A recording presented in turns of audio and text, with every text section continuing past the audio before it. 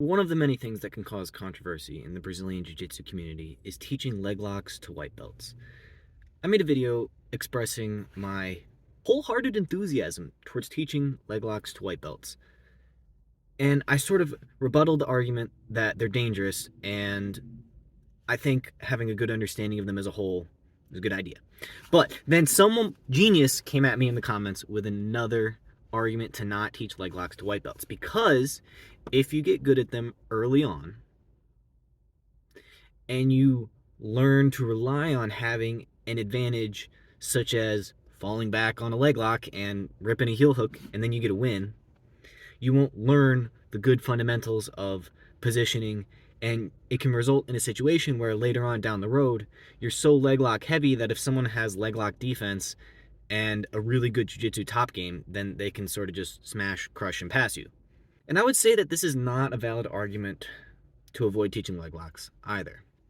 I would say instead this is a valid argument for teaching leg locks in combination with a whole system and explaining the dangers of not being a well-rounded jiu-jitsu practitioner.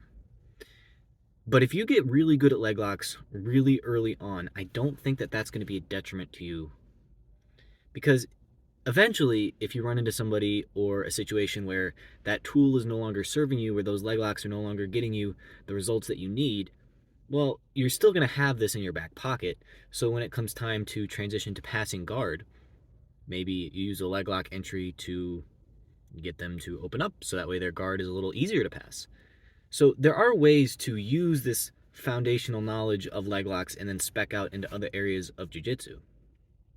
And I actually came at it from the other way.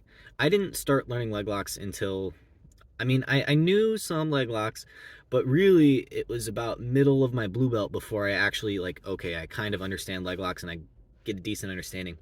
And then when I became a purple belt, I really had to invest in learning leg locks because there are people who are going to try to break my foot if I'm not careful. So it really wasn't until later in my jiu-jitsu career that I started learning leg locks, but I was pretty well rounded in the other areas of the game. So that meant when it came time to integrate leg locks into my game and I finally am like, okay, I have like a good grasp of leg locks, then I was able to use them to pass. If you set up a leg lock and it's not quite working, well, you kind of have their legs in a position that allows you to get around them if you're smart about it. Then on top of that, once I'm already past the guard, now if I'm not getting a successful attack, well, you always have another option. You can always go back and drop in on that leg lock. It's a really effective technique, but this is going to come down to the coaches and how they plan their training structure for their entire class. I think if you're a coach, the responsibility is on you. If you're going to teach leg locks, which you should probably teach everything because, let people choose what they want to learn. You should at least give them the warning of this is a potential downside of only getting good at this one thing and not relying on the other areas of the game. So there are certain teams or people or coaches that maybe fit that specific criteria, but I think that's not the fault of the leg lock, and that's more the fault of the coach, or more likely the individual practitioner, the person watching this video. It's probably your fault, because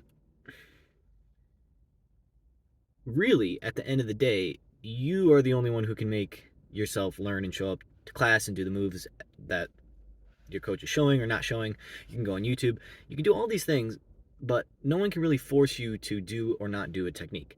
And if at the end of the day your straight ankle locks are getting you, lots of taps against people who don't know how to stop them, that becomes a crutch for your jiu-jitsu game to not evolve, then look, then you're just going to be a guy who's good at straight ankle locks, and that's okay, right? Not everything has to be how do we get the absolute best at jiu-jitsu at the cost of everything else in our lives, no matter what. And the fact of the matter is, some people just get a sincere, honest enjoyment out of ripping heel hooks and having fun with it. So I think as long as you're careful and you plan your training. Oh, one more thing. One of the most effective ways to train leg locks safely at any belt rank, but especially the newer belt ranks, is to play a game of catch and release. So you can get into the position and you can focus on securing that tight ashigarami or whatever position you're going to enter your leg locks from. Then get your submission and slowly extend, or just hold them. You catch them and you've caught them, and then you let them go and you try to do it again, and you can essentially tap out before the submission's actually applied. However, if you're doing straight ankle locks, you'll find that you can apply the submission, and as you go down the road, you'll realize like, okay, my arm, just like with an armbar, if your arm's all the way out here, not good. But there's play, there's room, and same things with your feet and with your legs. So don't worry about leg locks so much, and don't focus on only doing them. Train them safely. Peace.